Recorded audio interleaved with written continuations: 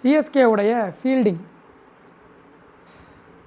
எல்லா கிரிக்கெட் டீம்லேயுமே பார்த்தீங்கன்னா 1-2 பிளேயர்ஸ் இருப்பான்.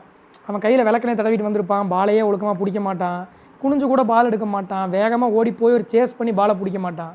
அந்த மாதிரி ஃபீல்டர்ஸ்க்காகவே இந்த ஷார்ட் தேர்ட் மேன் எங்கேயாச்சும் ஒழிச்சு நிறுத்தி வைப்பாங்க கேப்டன்ஸ். ஆனால் ஒரு டீமில் 7-8 பேரை எப்படி மறைக்கிறதுன்னு நான் கேட்குறேன். ஒரு ஓப்பன் கிரவுண்டில் எப்படி மறைக்கிறது?